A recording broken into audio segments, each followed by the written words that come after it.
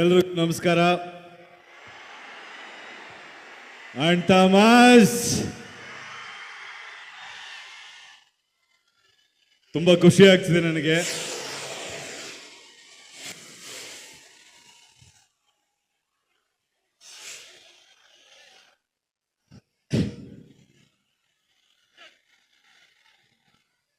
ಇವತ್ತಿಲ್ಲಿಗೆ ಬರೋದಕ್ಕೆ ಮುಖ್ಯವಾದ ಕಾರಣ ಆಗಲೇ ಎಲ್ಲರೂ ಹೇಳಿದ್ರು, ನಿಮಗೂ ಗೊತ್ತು. ನಮ್ಮ ನಿರ್ಮಾಪಕರಾದ ಇ ಕೃಷ್ಣಪ್ಪ ಅವರು ಹಾಗೂ ಇಡೀ ತಂಡ ನನ್ನ ಬದುಕಲ್ಲಿ ಒಂದಲ್ಲ ಒಂದು ರೀತಿ ಅವರ ಶ್ರಮದಿಂದ, ಅವ್ರ ಕೊಡುಗೆಯಿಂದ ನಾನು ಇಲ್ಲಿ ನಿಂತಿದ್ದೀನಿ ಇವತ್ತು. ಸೊ ಅದಕ್ಕೋಸ್ಕರ ಇಲ್ಲಿ ಬಂದಿದ್ದೀನಿ. ನಾನು ಮೊದಲೊಂದು ಚಿಕ್ಕ ಇನ್ಸಿಡೆಂಟ್ ಹೇಳೋಕ್ಕೆ ಇಷ್ಟಪಡ್ತೀನಿ, ಯಾವ ಥರ ವ್ಯಕ್ತಿತ್ವ ಇ ಕೃಷ್ಣಪ್ಪ ಅವ್ರದ್ದು ಅಂತ ಹೇಳೋದಕ್ಕೆ. ಇವತ್ತು ಅವ್ರು ನನ್ನ ಹೊಗಳ್ತಾ ಇದ್ದಾರೆ, ನಾನು ಬಂದಿದ್ದಕ್ಕೆ ಥ್ಯಾಂಕ್ಸ್ ಅಂತ ಇದ್ದಾರೆ. ಬಟ್ ನಾನೊಂದು ಮಾತು ಹೇಳಬೇಕು. ನಾನು ಮೊದಲು ಸೀರಿಯಲಲ್ಲಿ ಆ್ಯಕ್ಟ್ ಮಾಡ್ತಿರ್ಬೇಕಾರೆ ಸಾಮಾನ್ಯವಾಗಿ ಹೀರೋ ಚಾನ್ಸ್ ಬರುತ್ತಲ್ಲ, ಎಲ್ಲರೂ ಕೇಳ್ತಾ ಇದ್ರು ನೆಕ್ಸ್ಟ್ ಏನು ಮಾಡ್ತೀಯಪ್ಪ. ಯಾಕಂದ್ರೆ ನಾನು ಸೀರಿಯಲ್ ಆ್ಯಕ್ಟ್ ಮಾಡ್ಬೇಕಾದ್ರೆ ತುಂಬ ಜನ ಮಾತಾಡ್ತಾ ಇದ್ರೆ, ಈ ಹುಡುಗ ಹೀರೋ ಆಗ್ಬೋದು, ಒಂದಲ್ಲ ಒಂದಿನ ಹೀರೋ ಆಗ್ತಾನೆ ಅಂತ ತುಂಬ ಜನ ಮನೇಲಿ ಮಾತಾಡ್ತಿದ್ವಿ ಅಂತ ನನಗೆ ಹೇಳ್ತಾರೆ. ಆ ಒಂದು ದಿನಗಳಲ್ಲಿ ಸುಮಾರು ಸಿನಿಮಾ ನನಗೆ ಆಫರ್ ಬರ್ತಾ ಇತ್ತು. ನಾನು ಕಥೆ ಕೇಳ್ತಾ ಇದ್ದೆ. ಕಥೆ ಏನು ಸರ್, ಸ್ಟೋರಿ ಏನು ಅಂತ ಕೇಳೋದಕ್ಕೆ ಬೇಜಾರು ಮಾಡ್ಕೊಂಡ್ಬಿಡ್ತಾ ಇದ್ರು ಎಲ್ಲರೂ. ಏನಪ್ಪ ಅವನಿಗೆ ಇಷ್ಟೊಂದು ಕೊಬ್ಬು, ಸ್ಟೋರಿ ಕೇಳ್ತಾನೆ, ಚಾನ್ಸ್ ಕೊಟ್ರಿ ಅಂತ. ನಂದೇನಂದ್ರೆ, ನನಗೆ ಗೊತ್ತಿಲ್ಲದೆ, ನನಗೆ ನಂಬಿಕೆ ಇಲ್ಲದೆ ನಾನು ಏನು ಕೆಲಸ ಹೆಂಗೆ ಮಾಡೋದಕ್ಕೆ ಸಾಧ್ಯ ಹೇಳಿ. ಸೊ ಅದರಿಂದ ನಾನು ಸಾಕಷ್ಟು ಸಿನಿಮಾಗಳು ಮಾಡೇ ಇರಲಿಲ್ಲ. ಯಾವುದೋ ಒಂದು ಸಿನಿಮಾ ಇರೋ ಮಾತಾಡ್ತೀನಿ, ಒಂದೆರಡು ನಿಮಿಷ ಇರೋ. ಯಾವುದೋ ಒಂದು ಸಿನಿಮಾಲಿ ಅವಕಾಶ ಬಂತು. ಒಬ್ರು ಮ್ಯಾನೇಜರ್ ನನಗೆ ಹೇಳಿ ಕಳಿಸಿದ್ರು, ಅಲ್ಲೋ ನೀವು ಕೂಗ್ತಾ ಇರೋ, ನಾನು ಹೆಂಗ್ರೂ ಮಾತಾಡಲಿ, ಒಂದೆರಡು ನಿಮಿಷ ಇರು. ನನಗೆ ಅವಕಾಶ ಬಂತು. ನಾನು ಶೂಟಿಂಗ್ ಕಂಟಿನ್ಯೂಸ್ ಮಾಡ್ತಿದ್ದೆ, ಹೋಗೋಕ್ಕಾಗಿರ್ಲಿಲ್ಲ. ಒಂದಿನ ಹೋದೆ, ಕೆಳಗಡೆ ಪ್ರೊಡಕ್ಷನ್ ಮ್ಯಾನೇಜರ್ ಸಿಕ್ಕಿದ್ರು. ಸಿಕ್ಕಿದ ತಕ್ಷಣ, ಎಲ್ಲಿ ಸರ್ ನಿಮ್ಮ ನಂಬರ್, ಎಲ್ಲಿಂದ ಹುಡ್ಕೋದು ಸರ್, ಕೈಗೆ ಸಿಗಲ್ವಲ್ಲ, ನೀವು ಅವತ್ತಿಂದ ನಿಮ್ಮನ್ನು ಮೀಟ್ ಮಾಡಬೇಕು ಅಂತ ನಮ್ಮ ಡೈರೆಕ್ಟ್ರು, ಪ್ರೊಡ್ಯೂಸರ್ ನೀವೇ ಬೇಕು ಅಂತ ಕಾಯ್ತಾ ಇದ್ದಾರೆ ಅಂತ ಹೇಳಿದ್ರು.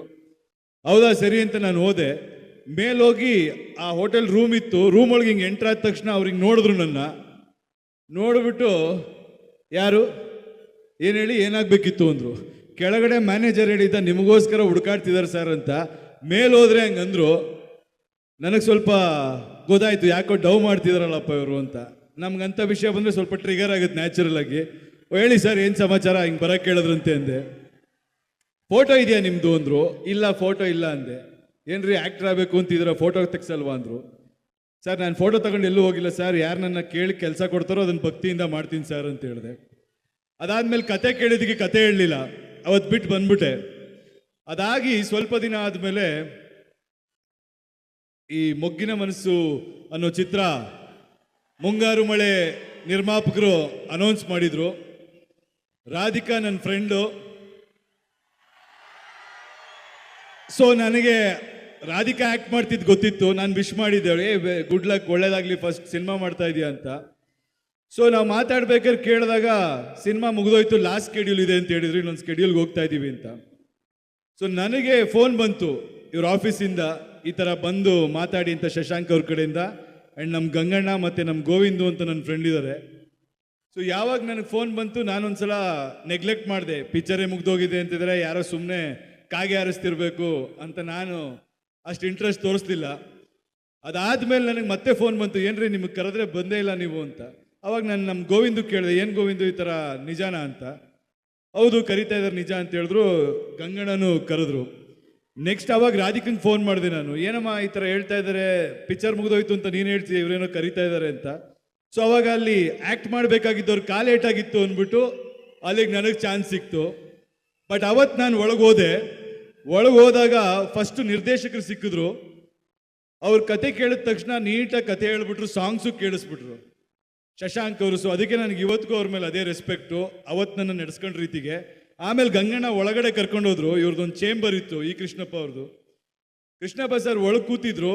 ಹಿಂಗೆ ನನ್ನ ಒಳಗೆ ಕರ್ಕೊಂಡೋದ ತಕ್ಷಣ ಹಿಂಗೆ ಡೋರ್ ಓಪನ್ ಮಾಡಿದ್ರೆ ಏನೋ ಫೈಲ್ ತೊಗೊಂಡು ನೋಡ್ತಿದ್ರು. ನಾನು ನೋಡಿದ ತಕ್ಷಣ, ಅವರೇ ನಮ್ಮ ಸೀರಿಯಲೆಲ್ಲ ಆ್ಯಕ್ಟ್ ಮಾಡ್ತಿದ್ಯಲ್ಲಪ್ಪ, ಓ ಸೂಪರ್, ಒಳ್ಳೆ ಹುಡುಗ ಅಂದರು. ಅವರು ಮುಂಗಾರು ಮನೆ ತೆಗೆದಿರೋ ನಿರ್ಮಾಪಕರು. ಅವರು ಹೇಳ್ಬೋದಿತ್ತು ಯಾರಪ್ಪ ಅಂತ. ಬಟ್ ಅದನ್ನ ಗುರ್ತಿಸಿ ಹೇಳಿದ್ರು. ಗಂಗಣ್ಣ ಆಗ ಹೇಳಿದ್ರು, ಅಣ್ಣ ಈ ಥರ ನಮ್ಮ ಸಿನಿಮಾಗೆ ಹೀರೋ ಮಾಡಬೇಕು ಅಂತಿದ್ದೀವಿ ಅಂತ. ಒಳ್ಳೇದಾಗಲಿ ಮಾಡಪ್ಪ ಅಂದ್ಬಿಟ್ಟು ಅವ್ರ ಫೈಲ್ಗೆ ಹೋಗ್ಬಿಟ್ರು. ಅಷ್ಟೇ. ಆ ವ್ಯಕ್ತಿ ಅವತ್ತು ನಡ್ಕೊಂಡಿದ್ದ ರೀತಿಗೆ ಇವತ್ತವರೆಗೂ ನನಗೆ ಅವ್ರ ಮೇಲೆ ಆ ಗೌರವ ಇದೆ. ಆ್ಯಂಡ್ ಆ ಸಂಸ್ಥೆ ಒಬ್ಬ ಹೊಸ ಕಲಾವಿದನಿಗೆ ಚಾನ್ಸ್ ಕೊಟ್ಟಿದ್ರಿಂದನೇ ಮುಂದೆ ಎಲ್ಲ ನನ್ನ ಜೀವನದಲ್ಲಿ ಏನೇನು ನಡೀತು ಅದು ನಡೆದಿದೆ. ಸೊ ಯಾವತ್ತೂ ನಾನು ನಿಮಗೆ ಋಣಿಯಾಗಿರ್ತೀನಿ ಸರ್. ಗಂಗಣ್ಣ ನಿಮಗೂ ಅಷ್ಟೇ. ಅದಾದಮೇಲೆ ಜರ್ನಿ ಬೆಳೀತು, ನಿಮಗೆ ಗೊತ್ತು. ಬಟ್ ಇವತ್ತು ಈ ವೇದಿಕೆಗೆ ಬಂದಾಗ ನನಗೆ ನೋಡಿದಾಗ ಖುಷಿಯಾಗಿದ್ದೇನೆಂದರೆ, ಮುರಳಿ ಮಾಸ್ಟರ್ ಇರ್ಬೋದು, ಹರಿ ಸರ್ ಇರ್ಬೋದು, ನಮ್ಮ ಎಡಿಟರ್ ಪ್ರಕಾಶ್ ಇರ್ಬೋದು, ಯೋಗರಾಜ್ ಭಟ್ ಸರ್ ಇರ್ಬೋದು, ಇವರೆಲ್ಲ ಅವ್ರ ಜೀವನದಲ್ಲಿ ಸಾಕಷ್ಟು ಸಲ ನನಗೋಸ್ಕರ ರಾತ್ರಿ ಹಗಲು ಕೆಲಸ ಮಾಡ್ತಾರೆ. ನಿದ್ದೆಗೆಟ್ಟು ಅವ್ರು ನನ್ನ ಬೆಳೆಸಿದ್ದಾರೆ ಅಂತ ಹೇಳಕ್ಕೆ ಇಷ್ಟಪಡ್ತೀನಿ. ಒಬ್ಬ ವ್ಯಕ್ತಿ ಯಾರು ತಾನಾಗೆ ಬೆಳೆದು ಬಿಡಲ್ಲ. ಅವ್ರ ಸುತ್ತಮುತ್ತ ಸಾಕಷ್ಟು ಜನ ಪಿಲ್ಲರ್ಗಳಾಗಿ ನಿಂತು ಅವರೆಲ್ಲರೂ ಬೆವರರಿಸಿ ಒಬ್ಬನ್ನ ಮುಂದೆ ತಳ್ಳಿದ್ರೆ ಆ ಥರ ತಳ್ಳಿ ನಿಂತಿರೋ ನಾನು. ಆದರೆ ಅವ್ರು ತಳ್ಳಿ ನನಗೆ ಕೊಟ್ಟಿರೋ ಸಪೋರ್ಟಿಂದ ಆ ಜವಾಬ್ದಾರಿ ಇಟ್ಕೊಂಡು ಇನ್ನೂ ಮುಂದೆ ಹೋಗಿ ಅವರು ಖುಷಿ ಪಡೋ ಅಂಥ ಕೆಲಸ ಮಾಡಬೇಕು ಅಂತ ಗುರಿ ಇಟ್ಕೊಂಡಿರೋ ನಾನು ಅಂತ ಹೇಳಕ್ಕೆ ಇಷ್ಟಪಡ್ತೀನಿ. ಯಾಕಂದರೆ ಇವತ್ತಿನ ದಿನದಲ್ಲಿ ನಾನು ನೋಡ್ತಾನೆ ಇರ್ತೀನಿ ಕನ್ನಡ ಸಿನಿಮಾ ಅಂದಾಗ ನನಗೆ ತುಂಬ ಬೇಜಾರಾಗೋದು ಏನು ಗೊತ್ತಾ, ಯಾಕೆ ಗೋಲ್ ಆಡೋದಕ್ಕಿಂತ ನಾನು ಒಂದ್ಸಲ ಹೇಳ್ಬಿಡ್ತೀನಿ ಕೇಳಿ. ಯಾವಾಗಲೂ ಕೂತ್ಕೊಂಡು ನಾನು ಒಂದ್ಸಲ ಬೈತಾ ಇದ್ದೆ ಜನಕ್ಕೆ, ಕನ್ನಡ ಸಿನಿಮಾ ನೋಡಲ್ಲ, ನಮ್ಮ ಜನಗಳು ಬಂದು ಬೇರೆ ಭಾಷೆ ಸಿನಿಮಾಗಳನ್ನೇ ನೋಡ್ತಾರೆ, ಕನ್ನಡ ಸಿನಿಮಾ ನೋಡಲ್ಲ ಅಂತ ನಾನು ಯಾವುದೋ ಇಂಟರ್ವ್ಯೂಲಿ ಮಾತಾಡಿದ್ದೆ. ಆಮೇಲೆ ಕೂತ್ಕೊಂಡು ಒಂದಿನ ನೋಡ್ತಿರ್ಬೇಕಾದ್ರೆ ನನಗೆ ಅನ್ನಿಸ್ತು, ನಮ್ಮ ಕೆಲಸ ನಾವು ಸರಿ ಮಾಡಿಕೊಂಡು ನಾವು ಒಳ್ಳೆ ಸಿನಿಮಾ ಕೊಟ್ಟರೆ ಕನ್ನಡಿಗರು ಯಾವತ್ತೂ ಕೈ ಬಿಟ್ಟಿಲ್ಲ. ಅಭಿಮಾನಿಗಳು ಯಾವತ್ತಿದ್ರೂ ಒಳ್ಳೆ ಚಿತ್ರನ ಹರಿಸ್ತಾರೆ. ಸೊ ಸಾಕಷ್ಟು ಜನ ಕೇಳ್ತಾ ಇರ್ತಾರೆ ನನಗೆ ಬಂದು ಸಿನಿಮಾಲಿ ಹೊಸಬ್ರಿಗೆ ಲಾಂಚ್ ಮಾಡಿ ಅಥವಾ ಇವೆಂಟ್ ಮಾಡಿ ಅಂತ. ನಾನು ನಂಬೋದು ಒಂದೇ, ಇವೆಂಟಿಂದ ಅಟೆನ್ಷನ್ ಸಿಗ್ಬೋದು, ಬಟ್ ನಿಜವಾದ ಗೆಲುವು ಸಿಗೋದು ನಾವು ಬರ್ತೀವಿ ಅನ್ನೋದ್ರಿಂದಲ್ಲ, ನೀವು ಮಾಡೋ ಕೆಲಸದಿಂದ.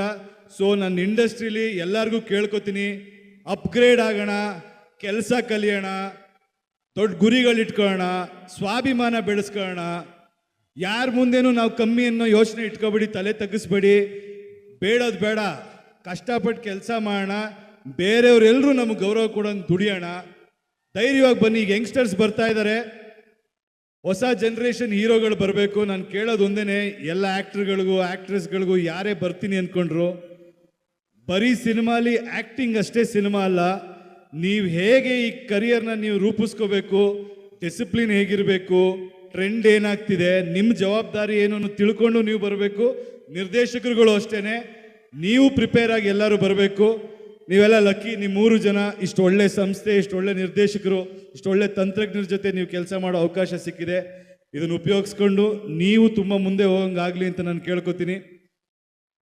ಇನ್ನು ನಿಮಗೆ ಇಷ್ಟೊತ್ತಿಂದ ನನಗೋಸ್ಕರ ಕಾದಿದ್ದೀರಾ. ನನ್ನ ಅಭಿಮಾನಿಗಳಿಗೆ ನಾವು ಋಣ ಹೆಂಗೆ ತೀರಿಸ್ಬೇಕೋ ಗೊತ್ತಿಲ್ಲ. ಪ್ರತಿ ಕ್ಷಣ ನೀವು ಕಿರ್ಚೋ ಆ ಒಂದೊಂದು ಆ ಎನರ್ಜಿ ಅಥವಾ ನೀವು ನಿಮ್ಮ ವಾಯ್ಸ್ ದಣಿವು ತಗೊಂಡು ನಮ್ಮ ಹೆಸರು ಕಿರಿಸ್ತೀರಾ, ಅದು ನನಗೆ ದೊಡ್ಡಸ್ತಿಗೆ ತಂದು ಕೊಡಲ್ಲ, ಜವಾಬ್ದಾರಿ ತಂದು ಕೊಡುತ್ತೆ. ಅದು ಯಾವತ್ತೂ ಕುಗ್ಗಂಗೆ ನಾನು ನಡ್ಕೊಳ್ಳಲ್ಲ, ಮೇಲೋಗೋ ಥರ ನಡ್ಕೋತೀನಿ. ನಿಮ್ಮ ಆಶೀರ್ವಾದ ಇರಲಿ, ಎಲ್ರಿಗೂ ಒಳ್ಳೇದಾಗಲಿ. Thank you very much. ಇವತ್ತು ನಿಜವಾಗ್ಲೂ ವೇದಿಕೆ ಮೇಲೆ ಮಾಸ್ಟರ್ ಪೀಸ್ ಯಶ್ ಸರ್ ಅವರ ಒಂದು ಮಾಸ್ಟರ್ ಕ್ಲಾಸ್ ಕೇಳಿಸ್ತೀವಿ ನಾವೆಲ್ಲರೂ. Thank you so much Yash sir. ಇಷ್ಟು ಬ್ಯುಸಿ ಸ್ಕೆಡ್ಯೂಲಲ್ಲೂ ಕೂಡ ನಮಗೋಸ್ಕರ ಸಪೋರ್ಟ್ ಮಾಡೋದಕ್ಕೆ ಬಂದಿದ್ದಕ್ಕೆ thank you very very much sir. ನೀವು ಹೋಗೋಕ್ಕಿಂತ ಮುಂಚೆ ಮತ್ತೆ ನಾವು ಸಿಕ್ಕಾಪಟ್ಟೆ ಕಾಯಬೇಕು ವೇದಿಕೆಯಲ್ಲಿ. ಟಾಕ್ಸಿಕ್ ಬಗ್ಗೆ ನಮ್ಮ ಅಭಿಮಾನಿಗಳೆಲ್ಲ ಒಂದೇನಾದ್ರೂ ಎಕ್ಸ್ಕ್ಲೂಸಿವ್ ಅಪ್ಡೇಟ್ ಸರ್, ನಿಮ್ಮ ಬಾಯಿಂದ ಆ ಮಾತು ಅದೆಲ್ಲ ಅವ್ರಿಗೆ ಗೊತ್ತಿರುತ್ತೆ. ಇವತ್ತು ಈ ಚಿತ್ರಕ್ಕೆ ಬಂದು ನಾನು ನನ್ನ ಚಿತ್ರದ ಬಗ್ಗೆ ಮಾತಾಡೋದು ಬೇಡ. ದಯವಿಟ್ಟು ಎಲ್ಲರೂ ಮನದ ಕಡಲು, ಸುಮುಖ್ ಅವರಾಗ್ಬೋದು, ರಾಶಿಕಾ ಅವರಾಗ್ಬೋದು, ಅಂಜಲಿ ಅವರಾಗ್ಬೋದು, ಇವ್ರು 3 ಜನಕ್ಕೂ ನಿಮ್ಮ ಆಶೀರ್ವಾದ ಕೊಡಿ.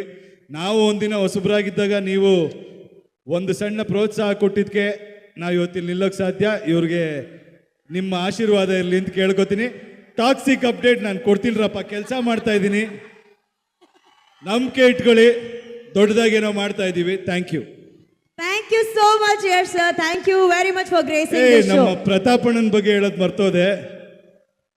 ಪ್ರತಾಪಣ್ಣ, ಆಮೇಲೆ ನಮ್ಮ ಅರುಣ ಎಲ್ಲಿದಾರ ಗೊತ್ತಿಲ್ಲ, ಇವರೆಲ್ಲ ತುಂಬ ಕಷ್ಟಪಟ್ಟು ಮೊಗ್ಗಿನ ಮನಸ್ಸು ಚಿತ್ರದಲ್ಲಿ ಪಿಲ್ಲರ್ಗಳು ಇವರೆಲ್ಲ ನಮಗೆ. ಸೊ ಅವ್ರ ಬಗ್ಗೆನೂ ನಾನು ಒಂದು ಮಾತು ಹೇಳಬೇಕಿದ್ದು. Thank you ಪ್ರತಾಪಣ್ಣ.